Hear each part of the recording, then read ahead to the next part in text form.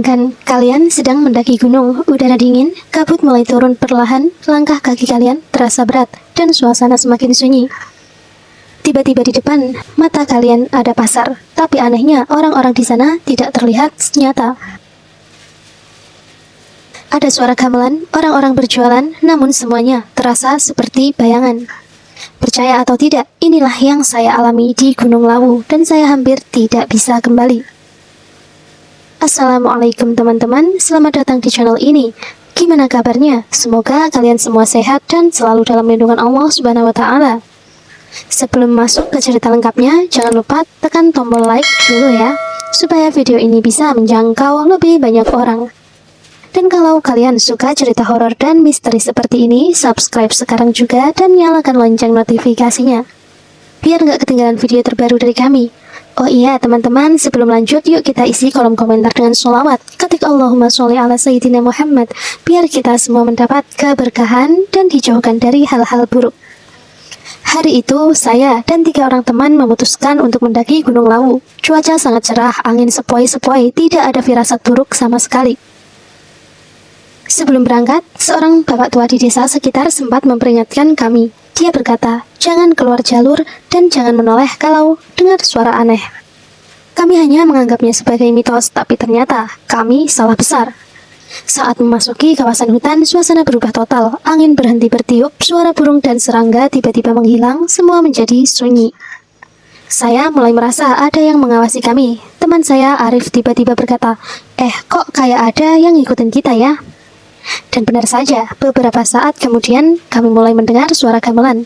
Pelan, samar, tapi semakin lama semakin jelas.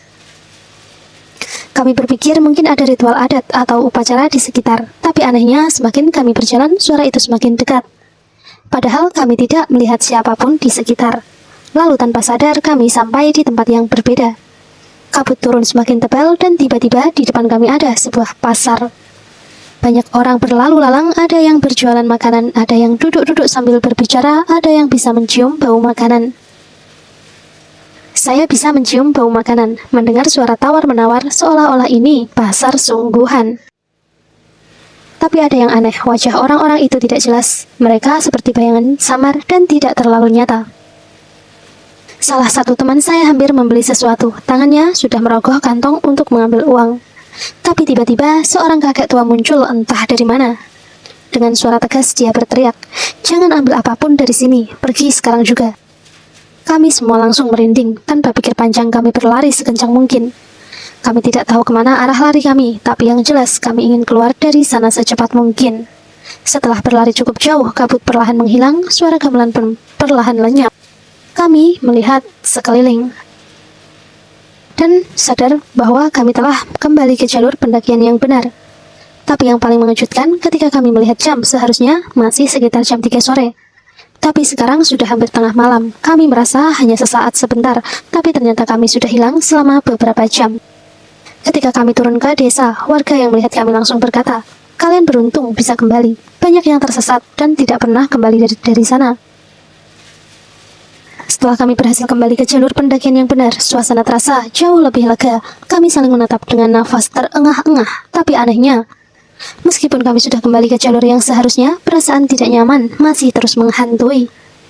Kami pun melanjutkan perjalanan turun dengan tergesa-gesa, tapi baru beberapa menit berjalan, Arif yang sejak tadi diam saja tiba-tiba berhenti dan menoleh ke belakang dengan ekspresi bingung. Tadi kita lewat sini kan? Katanya dengan suara ragu. Kami semua berhenti dan melihat sekeliling, dan benar saja, jalur yang kami lewati ini terasa aneh. Bukan seperti jalur yang biasa dilalui pendaki. Pohon-pohon di sekitar terlihat lebih besar dan rimbun, seakan sudah puluhan tahun bahkan ratusan tahun tidak tersentuh manusia. Lalu, ada sesuatu yang membuat bulu kuduk kami merinding. Di salah satu batang pohon ada sesuatu yang terukir dengan sangat jelas. Itu adalah tulisan nama-nama orang, bukan sekedar coretan, tapi seperti pahatan yang sudah sangat tua. Nama-nama itu tertulis rapi, dan saat kami melihat lebih dekat, jantung kami hampir berhenti berdetak. Di antara puluhan nama yang terukir di pohon itu, ada nama salah satu dari kami. Fadli Rahman, 1998. Fadli, teman kami, langsung mundur beberapa langkah. Wajahnya pucat. Ini namaku, tapi tahun di belakangnya 1998. Itu tahun lahirku, katanya dengan suara bergetar. Kami semua saling berpandangan. Ini tidak masuk akal. Apakah ini kebetulan atau ada sesuatu yang jauh lebih besar yang sedang terjadi? Tapi sebelum kami sempat berpikir lebih jauh, tiba-tiba ada suara langkah kaki dari arah belakang kami. Bukan satu atau dua langkah, tapi banyak.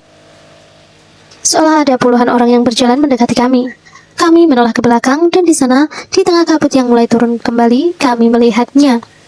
Mereka berdiri diam mengelilingi kami, menatap kami yang dengan wajah kosong. Ada yang mengenakan pakaian seperti pedagang pasar, ada yang memakai pakaian pendaki lawas, dan beberapa terlihat memakai baju tradisional Jawa. Kami tidak bisa bergerak. Kaki kami seperti terpaku di tanah. Tiba-tiba, salah satu bayangan itu melangkah maju. Dia adalah seorang pria tua dengan pakaian lusuh, matanya kosong, tapi mulutnya mulai bergerak. Tanpa suara dia mengucapkan sesuatu, dan saat kami melihat lebih jelas, mulutnya mengucapkan nama kami satu persatu. Kami langsung berlari sekencang mungkin. Tidak peduli kemana arah kaki kami membawa, yang penting kami harus menjauh dari mereka. Saat itu kami merasa waktu berjalan sangat lambat. Langkah kaki terasa berat, nafas tersengal-sengal, dan dada sesak. Tapi kami terus berlari hingga akhirnya dengan entah bagaimana caranya kami melihat cahaya dari kejauhan. Kami berhasil keluar dari hutan itu. Sesampainya di pos pendakian, kami langsung roboh ke tanah. Beberapa warga yang berjaga di pos melihat kami dengan wajah bingung. "Kalian dari mana?" tanya salah satu penjaga pos. Kami masih terengah-engah dan tidak bisa menjawab. Tapi saat kami melihat jam tangan kami, lagi sesuatu yang lebih mengerikan terjadi. Waktu di jam kami menunjukkan pukul 2 dini hari. Itu berarti kami sudah berada di hutan itu selama lebih dari 12 jam. Tapi anehnya, kami tidak merasa selama itu. Kami merasa hanya tersesat selama beberapa jam saja. Dan yang lebih mengejutkan, ketika kami kembali ke desa dan menceritakan kejadian ini kepada warga setempat, seorang pria tua yang mendengar cerita kami hanya menghela napas panjang. "Kalian sangat beruntung bisa kembali," katanya dengan nada berat. Tidak semua orang yang masuk ke tempat itu bisa keluar kembali dalam keadaan hidup. Saat itu kami sadar, kami baru saja melewati batas antara dunia nyata dan dunia lain. Setelah mendengar perkataan pria tua itu, tubuh kami terasa semakin lemas. Rasanya seperti baru benar-benar sadar dari mimpi buruk. Kami masih mencoba mencerna semuanya, ketika tiba-tiba Fadli yang sejak tadi diam saja mulai gemetar. Wajahnya semakin pucat dan nafasnya mulai berat. Aku merasa ada yang ikut sama kita dari tadi," suaranya bergetar, hampir berbisik. Kami semua menoleh ke arahnya. "Maksudmu apa, Li?" tanya Arif. Fadli tidak langsung menjawab, dia hanya menggigit bibirnya dan mulai melirik ke sekeliling seolah memastikan sesuatu. Lalu dengan suara pelan dia berkata, "Kita datang berempat." Kami mengangguk, mencoba memahami. Tapi kemudian dia melanjutkan dengan suara lebih lirih. "Tapi sejak tadi aku terus merasa ada 5 orang di antara kita." Jantung kami langsung berdegup kencang. Arif yang duduk di samping Fadli refleks menjauh. Saya dan yang lain pun langsung merasa bulu kuduk berdiri. Kami mulai menghitung di dalam kepala. 1, 2, 3, 4. Benar, seharusnya kami hanya berempat. Lalu siapa yang kelima? Tidak ada yang berani bicara. Kami semua mulai merasakan hawa dingin yang aneh. Suhu malam memang sudah rendah, tapi ini bukan dingin biasa. Ini dingin yang terasa menembus tulang, seolah ada sesuatu yang berdiri di antara kami. Lalu dari sudut mata, saya melihat sesuatu. Bayangan samar-samar di belakang Fadli. Ada satu sosok lagi yang duduk di antara kami. Saya ingin berteriak, tapi suara saya tertahan di tenggorokan. Dan saat saya memberanikan diri menoleh, perlahan saya melihatnya, seorang wanita dengan wajah pucat, mata kosong, dan senyum yang begitu lebar. Dia menatap saya langsung. Saya tidak bisa bergerak, dan sebelum saya bisa melakukan apapun, wanita itu bergerak cepat ke arah saya. Dan semuanya menjadi hitam, gelap, sunyi. Saya tidak bisa merasakan apapun, hanya ada suara napas saya sendiri yang terdengar berat dan putus-putus. Lalu perlahan suara itu kembali. Bukan samar lagi, tapi semakin jelas, seakan-akan ada sesuatu yang mendekat. Saya berusaha membuka mata, tapi pandangan saya masih kabur. Saya hanya bisa melihat bayangan-bayangan yang berkelebat di sekitar. Sampai akhirnya penglihatan saya mulai jelas. Dan saya menyadari saya sudah tidak berada di pos pendakian lagi. Saya berdiri di tengah sebuah tempat yang asing. Di sekitar saya ada tenda-tenda lusuh, lampion-lampion temaram, dan orang-orang dengan wajah kosong yang mondar-mandir tanpa suara. Tiba-tiba dada saya terasa sesak. Saya ingin berteriak, tapi suara saya tidak keluar. Kaki saya terasa berat, seperti ada yang menahan. Lalu saya mendengar sesuatu dari belakang, langkah kaki. Pelan tapi mendekat. Dengan seluruh keberanian yang tersisa, saya menoleh ke belakang, dan di sana wanita itu berdiri. Wajahnya tetap pucat, senyum lebarnya masih mengerikan, tapi kali ini ada sesuatu yang berbeda. Dia mulai berbisik pelan. Suaranya terdengar seperti berasal dari dalam kepala saya. Kamu sudah memilih untuk kembali. Saya tidak mengerti maksudnya. Saya mencoba mundur, tapi tiba-tiba tubuh saya tidak bisa digerakkan. Dia melangkah semakin dekat, matanya yang hitam pekat seperti menembus jiwa saya. Lalu dengan suara yang hampir seperti nyanyian, dia berkata, "Sekali masuk, kamu tidak bisa pergi." Dan sebelum saya sempat bereaksi, tangan dinginnya menyentuh wajah saya, dan semuanya menjadi hitam. Saya terbangun dengan tubuh gemetar. Saya melihat ke sekeliling, dan saya ada di dalam tenda saya.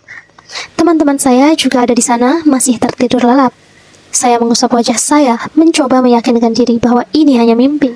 Tapi saat saya menoleh keluar tenda, darah saya membeku. Di tanah tepat di depan tenda kami ada jejak kaki, bukan jejak biasa. Jejak itu terlihat seperti berasal dari dua pasang kaki yang berhenti tepat di depan tenda saya. Dan di sebelahnya ada sehelai kain lusuh berwarna merah. Saya memungut kain itu dengan tangan gemetar. Dan saat saya membaliknya, dada saya langsung sesak. Di kain itu tertulis nama saya. Darah saya langsung terasa membeku. Saya menoleh ke sekeliling dengan panik, berharap ini hanya kebetulan. Tapi saat saya menatap ke arah pepohonan di kejauhan, di antara kabut tipis pagi itu, wanita itu berdiri di sana menatap saya sambil tersenyum. Saya terdiam, tubuh saya terasa membeku, tidak bisa bergerak sedikit pun.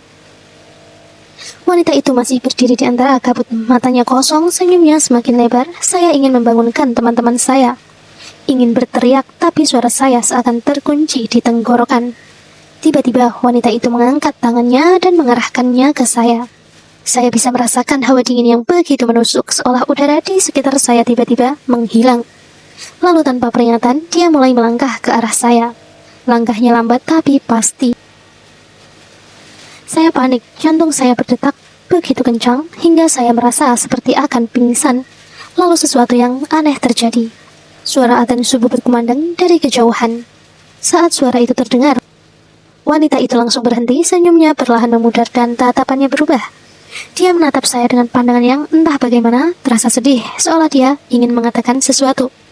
Tapi sebelum saya sempat berpikir lebih jauh, kabut semakin tebal, menelannya perlahan-lahan. Hingga akhirnya dia menghilang. Saat itu tubuh saya mendadak terasa ringan kembali. Saya bisa menggerakkan tangan dan kaki saya. Dengan cepat saya membangunkan teman-teman saya. "Bangun, kita harus turun sekarang juga," seru saya dengan panik. Mereka semua terbangun dengan wajah bingung, tapi ketika saya menunjukkan kain merah dengan nama saya di atasnya, wajah mereka langsung pucat. Tanpa berpikir panjang, kami langsung membereskan barang-barang dan berlari turun dari gunung secepat mungkin. Selama perjalanan, saya tidak berani menoleh ke belakang.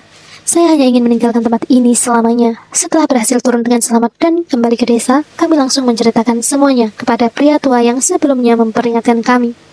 Dia hanya menghela napas panjang. "Kalian beruntung," katanya. "Banyak yang tidak pernah kembali dari sana." Saya mencoba bertanya, siapa sebenarnya wanita itu? Tapi pria itu hanya menggeleng pelan.